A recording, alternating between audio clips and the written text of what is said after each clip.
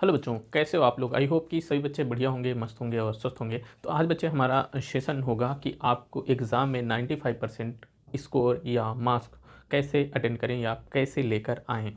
तो यहाँ पे हम बात करेंगे कक्षा क्लास 10th के बच्चों के लिए या आप 12th के दोनों के बच्चों के लिए हम आज बताएंगे। लेकिन हमारा फोकस रहेगा कक्षा 10 के बच्चों के लिए। क्योंकि हम कक्षा 10 के बच्चों के लिए ही हम अपने यूट्यूब पर ज़्यादा से ज़्यादा वीडियो डाल पाए हैं। और कक्षा 12 के जो बच्चे हैं उनके लिए तो मैं वीडियो नहीं बना पाया। कुछ बच्चों की शिकायत भी है कि हाँ, आप हमारे लिए वीडियो नहीं बनाए। तो हम इस बार नहीं बना पाए हैं। क्योंकि टाइम कम है, टाइम कम मुझे मिलता था, इसलिए मैं सिर्फ जिनका सिलेबस कंप्लीट कर सकता था उन्हीं को सिलेबस लेकर चला हूं। और इनको मैंने वादा नहीं किया था कक्षा 12 के बच्चों को, हाँ मैं आपका सिलेबस पूरा करवाऊंगा। तो मैं उनके सिलेबस पे नहीं गया। जिनको मैंने वादा किया था कि हाँ उन कक्षा 10 के बच्चों उनको आपको पूरा सिलेबस मिलेगा, तो उनको मैं पूरा सिलेबस प्रोवाइड कर चुका हूँ अपने यूट्यूब चैनल पर। तो वहाँ पर जाएंगे। हमारे यूट्यूब चैनल किस पे, हमारा यूट्यूब चैनल भावी टीचर, आप सभी बच्चे जानते हैं। भावी टीचर हमारा यूट्यूब चैनल है। इस पे जाएंगे, आप क्या करेंगे, सर्च करेंगे तो यहाँ पे मिलेगा। हमारे चैनल को ज़रूर सब्सक्राइब कर लीजिएगा। हम बात करते हैं आज कक्षा 10 और 12 के बच्चों के लिए। और ये हमारा मैथ का सेगमेंट है। तो मतलब मैथ का हमारा पूरा जो शेड्यूल है, आपको कैसे 95% प्लस मार्क्स, कैसे 95 प्लस मार्क्स आप लाओगे, उसकी हम बात करते हैं। तो ये कैसे आएगा, इसकी स्ट्रेटजी की बात करें तो आपको करना क्या है बच्चे, पहले क्या करना आपको, सिलेबस क्या है आपका सिलेबस, आपका पहले सिलेबस क्या है उसके बारे में आप बात करना। सिलेबस अगर हम कक्षा 10 के बारे में बात करें, कक्षा 10 के जो बच्चे हैं, 10th के जो बच्चे हैं, उनका सिलेबस बहुत ज़्यादा कम किया गया है, बहुत ही ज़्यादा कम किया गया है। लगभग हर चैप्टर में दो एक्सरसाइज, किसी जो बड़ी एक्सरसाइज थी उसमें 3 एक्सरसाइज, ऐसे एक्सरसाइज कम किए हैं। तो ये कक्षा 10 वाले बच्चे अपना सिलेबस बहुत ही अच्छे से ध्यान देंगे। क्योंकि इनके सिलेबस जब कम किया गया है, इसका मतलब जितना सिलेबस आपके एग्ज़ाम में रखा गया है उतने से ही क्वेश्चन पूछा जाएगा। तो अगर हाँ, कुछ क्वेश्चन ऐसे होते हैं मैथ में, क्वेश्चन पूछने का तरीका कुछ अलग हो जाता है। और तरीका अलग नहीं होता, तरीका वही होता है जो आपके सिलेबस में है, लेकिन नंबर अलग हो जाते हैं। जैसे मैं कह दूँ कि दो घात समीकरण में आपके 2x² प्लस 5x प्लस या 5x प्लस मान लेते हैं यहाँ पे 3 है बराबर 0 है। अब इसको दो घात समीकरण के इसके शून्य कहने की बात कर दे। अब देखो, ये तो मान लो आपके किताब में है। इसी तरीके से एक नया क्या कर दे, नया क्वेश्चन बना दे। जैसे बना दे 3x² प्लस 7x प्लस 6, इसके शून्य निकालने को कह दे। अब ये आपके सिलेबस में ये वाला क्वेश्चन नहीं है, लेकिन मेरे बच्चे ध्यान देना कि ये तरीका तो है कि हाँ इसका शून्य कैसे निकाला जाएगा, इसका शून्य कैसे निकाला जाएगा। तो ये क्वेश्चन आपके सिलेबस में नहीं है, लेकिन ये जो इस तरीके से निकलेगा इसका शून्य, वो इसी तरीके से निकलेगा जो आपके सिलेबस में है। मतलब मेरे कहने का ये मतलब कि आपके सिलेबस के ही अकॉर्डिंग आपके क्वेश्चन पूछे जाएंगे, सिलेबस के बाहर क्वेश्चन आपको देखने को नहीं मिलेंगे। इसलिए कक्षा 10 के बच्चों के लिए बहुत ही इंपॉर्टेंट सेशन है। वो क्या करेंगे, अपने सिलेबस को बहुत ही अच्छे तरीके से ध्यान देंगे। और ये बच्चे क्या करेंगे, या कक्षा 12 के भी बच्चे यहीं पे ध्यान दे लें। कक्षा 12 के भी बच्चे क्या करें, अपने सिलेबस पे ध्यान दें। इनके क्या बहुत ही कम सिलेबस कटा हुआ है कक्षा 12 के बच्चे, लेकिन कक्षा 10 में बहुत ही ज़्यादा सिलेबस कम किया गया है। और जो अपना इनके कक्षा 10 के हैं, ये अपना सिलेबस, अपने फोकस को बहुत ही अच्छे से ध्यान दें। कक्षा 12 के बच्चे भी बहुत ही अच्छे तरीके से अपने गोल को, अपने फोकस को, अपने एग्ज़ाम को बहुत ही अच्छे तरीके से फोकस करें। और संभवतः आपके एग्ज़ाम फरवरी में देखने को मिल सकते हैं। क्योंकि अभी दिसंबर में आपके क्या मांगा जाएगा, आपका केंद्र कहाँ पर सेंटर बनाया है उन सभी के कॉलेज मांग लिए जाएंगे। और केंद्र निर्धारित हो सकते हैं आपको दिसंबर में, इसी दिसंबर में देखने को मिल सकते हैं। तो वैसे चूँकि अब की बार चुनाव है तो आपको फरवरी में आपको एग्ज़ाम देखने को मिल सकता है, फरवरी में एग्ज़ाम देखने को मिल सकता है। हम बच्चे अभी तो हम बात कर रहे हैं, छोड़ो ये एग्ज़ाम कब होगा कब नहीं होगा, लेकिन टारगेट अपना रहना चाहिए एग्ज़ाम कब होगा और आपको क्या करना है। मतलब इसी एग्ज़ाम के डेट से ही तो आप फोकस करते हैं कि हमें कितने दिन में कौन सा सब्जेक्ट तैयार कर लेना है। मैं बच्चे बात तो कर रहा हूँ अभी मैथ की, लेकिन आपको अच्छे मार्क्स, अच्छा और कुछ भी परसेंटेज पूरे सब्जेक्ट में अच्छा करना है तो सब सब्जेक्ट पे ध्यान दीजिएगा। मैं अपना सब्जेक्ट बताने का प्रयास कर रहा हूँ कि 95% मार्क्स कैसे आप गेन करेंगे। तो मैंने कहा कि आप क्या करेंगे, सिलेबस को आप अच्छे तरीके से ध्यान देंगे।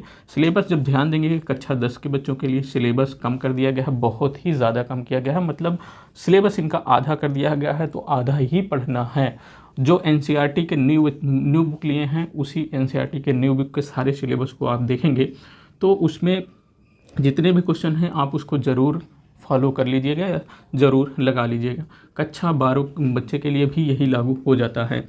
और अब देखो, हम जो लाने वाले हैं, आने वाला समय जो होगा, हम क्या करेंगे, मोस्ट इम्पॉर्टेंट क्वेश्चन लाएंगे, मोस्ट इम्पॉर्टेंट क्वेश्चन लाएंगे, महत्वपूर्ण क्वेश्चन अपना आएगा। हर प्रत्येक चैप्टर से हम बात करेंगे, प्रत्येक चैप्टर से हम क्या करेंगे, प्रत्येक अभ्यास से हम लाने का प्रयास करेंगे कि आपको प्रत्येक एक्सरसाइज से आपको प्रत्येक एक्सरसाइज से आपको क्वेश्चन देखने को मिलेगा जो मोस्ट इम्पॉर्टेंट क्वेश्चन होगा। और मैं क्या करूँगा, पहला अपना बताऊँगा आपको कि हाँ आपको क्या किस तरीके से पढ़ाई करना चाहिए। इसके पहले भी मैंने एक चीज़ें और बताई हैं आपके पास। आप क्या बताया है कि 1-2 वीडियो मेरा आया था कि प्रत्येक चैप्टर का मैंने क्या किया है, प्रत्येक चैप्टर का जो पॉइंट्स हैं, कौन कौन पॉइंट्स है, किस नंबर के मतलब कौन पॉइंट से कितने नंबर के आपको क्वेश्चन पूछे जा सकते हैं। तो उसमें आप जाएंगे तो उस पॉइंट को आप अपने से डिसाइड कर लेंगे कि हाँ हमें इस पॉइंट को पढ़ लेना है, तो हमें 4 नंबर, 6 नंबर, 2 नंबर, 1 नंबर कहाँ से अधिकतर पूछे जाएंगे, वहाँ से आपको पता हो जाएगा। और मैं एक बात और करूँगा, कहाँ पे, जब मैं रिवीज़न वाला अपना रिवीज़न बैच लाऊंगा, तो रिवीज़न वाले में हम बताएंगे कि आपको कहाँ से मतलब उसमें क्वेश्चन आपको हम बताएंगे कि हाँ आपका ऑप्शन वाला क्वेश्चन कैसे बन सकते हैं, कुछ भी और क्वेश्चन और भी लाने का प्रयास करूँगा कि हाँ आपके ऑप्शन वाले ये क्वेश्चन इस तरीके से पूछे जाते हैं।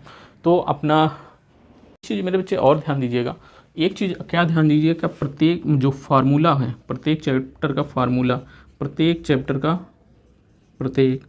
चैप्टर का जो फार्मूला है उसको क्या करिएगा, 1-2 पेज 3 पेज अगर ले लीजिएगा, उसमें हर एक चैप्टर डाल दीजिएगा। चैप्टर कुछ भी है, जैसे परिमेय संख्या, वास्तविक संख्या है, परिमेय संख्या है, बहुपद है, सभी चैप्टर के फार्मूले आपको लिख लेना है।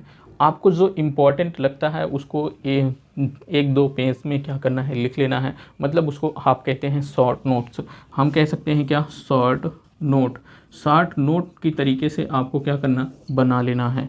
जब बना लेंगे तो आप क्या करेंगे मेरे बच्चे, जब वो क्वेश्चन जैसे आप नहीं लगा रहे हैं 15 मिनट 20 मिनट कुछ भी आपके पास टाइम है, उसको सिर्फ एक बार ऐसे देखते हुए चले जाएंगे।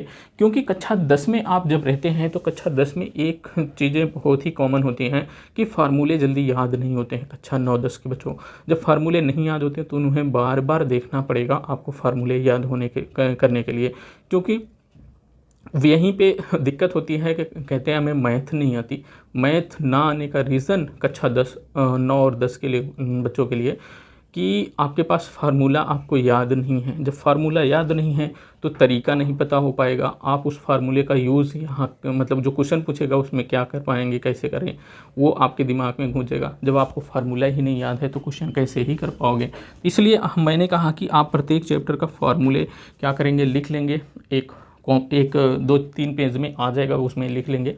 और क्या करेंगे, फिर उस फार्मूले को 2-3 दिन आप सिर्फ 15 मिनट 20 मिनट देखना, उसके बाद आपको फार्मूले याद हो जाएंगे। फिर हफ्ते 15 दिन 20 दिन में फिर एक बार देखना, फार्मूले आपको मिल जाएंगे। और हाँ, ये फार्मूले जो आप लिखेंगे, आप देखेंगे जो एनसीईआरटी की बुक है उसमें जो सारांश पीछे जाएंगे, सबसे पीछे चैप्टर के सबसे पीछे जाएंगे तो उसमें सारांश दिया गया है। उसी सारांश में आप देखेंगे तो आपको फार्मूले मिल जाएंगे। या तो आप हमारे यूट्यूब चैनल का जितने भी वीडियो हैं उस वीडियो में जो पहला एक्सरसाइज होगी, जो पहला मतलब अभ्यास, जैसे चैप्टर चालू हुआ उसका पहला जो वीडियो होगा उस वीडियो में मैंने सारी फार्मूले का जिक्र किया है, और आने वाला जो भी हमारा वीडियो रहेगा उस फार्मूले के बारे में या मोस्ट इम्पॉर्टेंट जो क्वेश्चन हैं उनके बारे में अपना सेशन ज़रूर रहेगा। तो ये था आपका सेशन। आपको 95% मार्क्स कैसे लाएंगे, आपको करना क्या है, आपको पहली बात तो सिलेबस को ध्यान में रखना है। सिलेबस में क्या क्या चीज़ें हैं, बुक को एनसीईआरटी की बुक आप रखे रहिए, उसमें देखते रहिए आपके एनसीईआरटी के बुक में क्वेश्चन में कहाँ कौन सा क्वेश्चन है, उन्हीं क्वेश्चनों को आपको ध्यान में रखना है, उनके सारे तरीक़ों को ध्यान में रखना है, बस उसके बाहर कहीं भी क्वेश्चन नहीं पूछा जाएगा। और यहाँ पे बात करेंगे मोस्ट इम्पॉर्टेंट जो क्वेश्चन हैं उसका सीरीज़ में लाऊंगा, आने वाले समय में आपको देखने को मिलेगा। और प्रत्येक जो एक्सरसाइज है या प्रत्येक जो चैप्टर है, प्रत्येक एक्सरसाइज के हम महत्वपूर्ण क्वेश्चन भी बताएंगे कि आपको इसमें कौन कौन से क्वेश्चन महत्वपूर्ण हैं। और उस महत्वपूर्ण क्वेश्चन को रिवीजन के थ्रू हम बच्चे रिवीजन के थ्रू क्या करेंगे, कोशिश करेंगे कि आपको बता दें कि हाँ ये क्वेश्चन ऐसे लगेगा, ठीक। और इसका रिवीजन और भी अच्छे तरीके से करना चाहते हैं सभी चैप्टर को, तो आप हमारे यूट्यूब चैनल में जो प्लेलिस्ट बनी है वहाँ पर जाइए और प्रारंभ से क्या करेंगे, रिवीजन करेंगे। अच्छा, एक बात और यहाँ पे बता दूँ, जो सिलेबस है, सिलेबस जिन लोग को डाउट होता हो या जिन लोग के पास, जिन बच्चों के पास गांव के होते हैं उनके पास क्या हो, पुरानी बुक ना हो, नई बुक ना हो, पुरानी बुक हो, तो हम कक्षा 10 वाली प्लेलिस्ट में जाएंगे तो सबसे नीचे जाएंगे तो वहाँ पर भी बताया है कि आप नई और पुरानी बुक से कैसे तैयारी कर सकते हैं।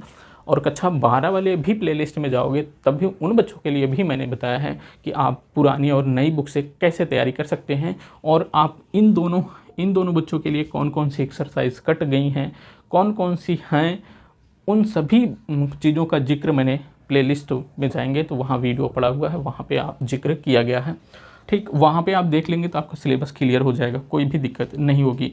और मैं कक्षा 10 के जो भी बच्चे हैं उनको हम सिलेबस के ही अकॉर्डिंग पढ़ाए हैं, एक भी क्वेश्चन आपको डिस्टर्ब नहीं हुआ है, मतलब एक भी क्वेश्चन आपका छोटा नहीं है, आपको सारे क्वेश्चन आपको कक्षा 10 के बच्चों के लिए मैंने करा दिया है, ठीक। यहाँ पे हो गई।